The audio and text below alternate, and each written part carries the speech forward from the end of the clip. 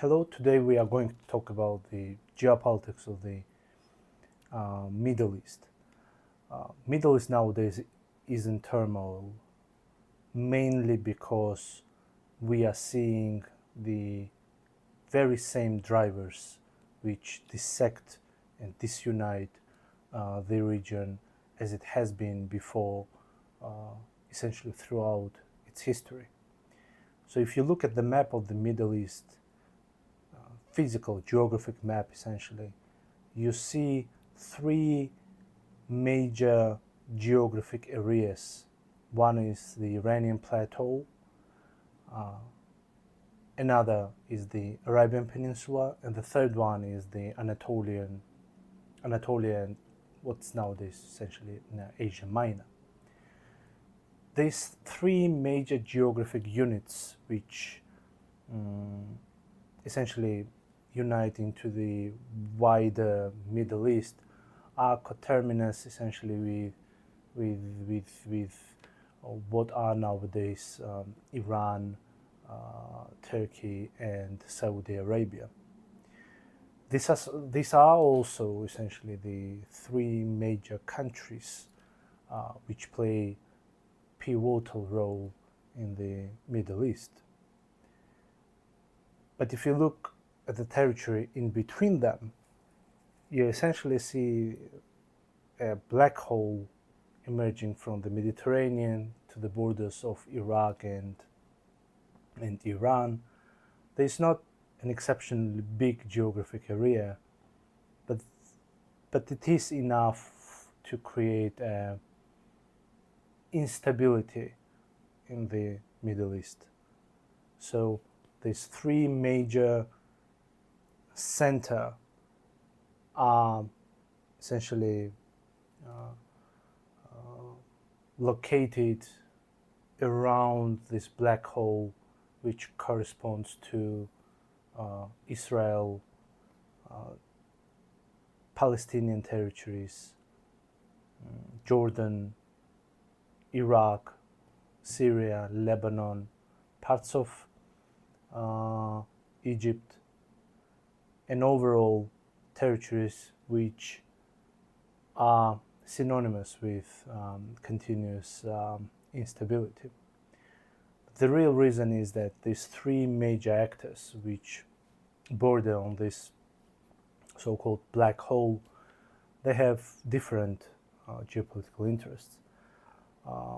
Iran pursues its own vision of Iranocentric Middle East where Iran, with the territories around it, should be more either neutral or pro-Iranian in their political stance. Turkey pursues more or less the same foreign policy, where the territories around it should be either neutral or pro-Turkish.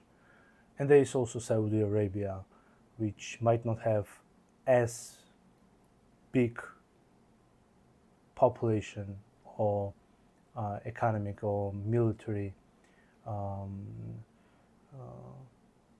potential, but it nevertheless pushes for greater involvement in the geopolitics of the Middle East, as it's the country which essentially has a right, or moral right, essentially, to be a major Islamic country in the Islamic world. So, given the geography of the region, it is clear that the very situation of the three major countries drives both instability, but also, to a certain point, the ability to stabilize the region when all of them agree on where they essentially disagree. So the idea here is that the black hole from Iraq to Mediterranean, from Syria to Egypt, is the territory which is easily maneuvered, easily manipulated by larger actors situated around. But I think that we need to look even from a much broader perspective at what's going on nowadays in the Middle East. So if again we go back to the physical geography, you see that the Middle East in itself is surrounded by other major actors or economic centers. So one of them is surely Russia, which sort of overlooks the Middle East from the north. Then it comes to Europe, European continent, which looks from it from northwestern side, and we also have India overlooking the Middle East, or parts of the Middle East from the southeast. So essentially the region is surrounded by major economic or military actors, which in itself often adds to the existing tensions, or in some other cases could act as an incentive to stabilize the situation in the Middle East. Overall, the geographic situation of the Middle East and the surrounding territories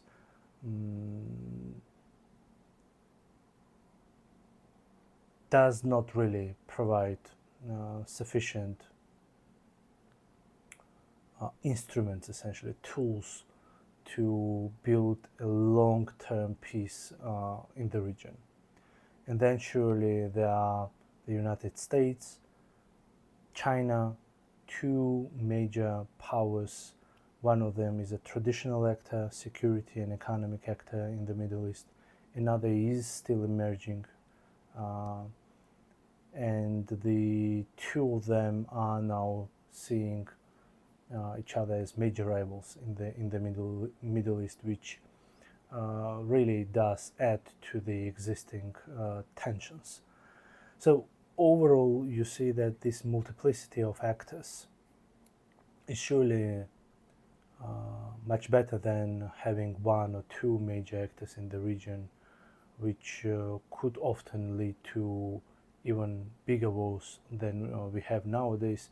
But multiplicity of actors could be beneficial in a way that it allows the Middle East countries to pursue their multi-vector foreign policy, essentially the foreign policy where they will not be dependent or fixated on any single geopolitical actor, major actor, whether it's China, United States, Russia, or anyone, or any other power. So this multiplicity of actors provide the local countries, whether it's larger ones such as Turkey or Saudi Arabia, or even smaller ones as a United Arab Emirates, with the possibility to pursue multiple options in their foreign policy. This is both a boon, but also as a certain challenge or danger, because multiplicity of factors also requires a clever balancing game. And in that sense, it's a very difficult foreign policy choice, because it requires experience, it requires tradition in foreign policy, and pursuit of multiple foreign policy choices also means that you really cannot choose one actor over another. So you need to have both of them at the same time and balance in between them, or even between more, among more than two actors. So in that sense, we see sort of a challenging time essentially in the Middle East, with the countries now trying to play the US against China and vice versa, or US against Russia and vice versa, and that way opportunities increase essentially. But the instability persists, and the tensions between Israel and the Islamic Republic of Iran are really a good example or evidence, essentially, of the perennial instability of the Middle East.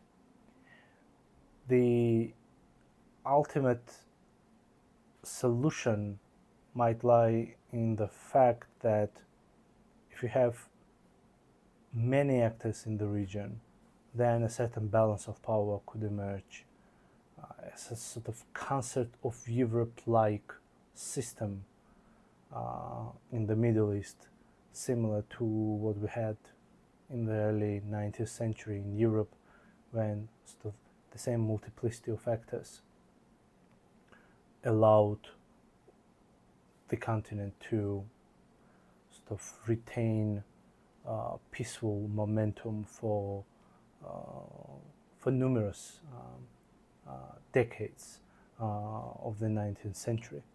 So the Middle East nowadays is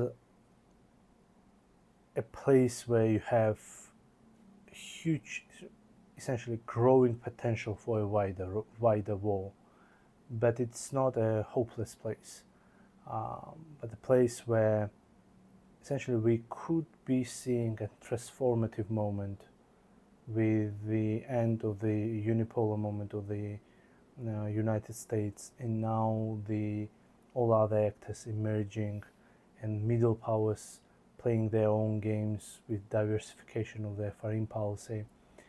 And that way we could be really seeing a transformative moment where we will be seeing a region transformed essentially into an arena with high level of geopolitical congestion.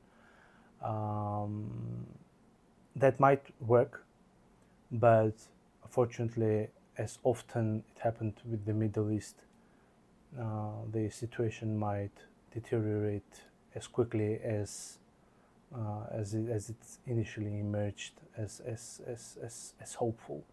So we are really living in a period of historic developments in the region, with Israel and major Arab countries potentially looking forward to reconciliation, normalization, despite the war in Gaza, or after the end of the war in Gaza, and Iran essentially successfully carrying out its policy of building Iranocentric Middle East, and Turkey defending itself and trying to sort of maintain its influence along its in the territories along its borders, especially in Syria and Iraq. So the situation in the region is difficult, but at the same time there are developments which could lead to a major shift in how geopolitics essentially works in the region. But beyond that, you still have wider geographic constraints which will remain in place whatever happens with the way the countries approach the region's politics. So those geographic constraints are very powerful driver behind what's happening nowadays and what will happen in the future in the Middle East.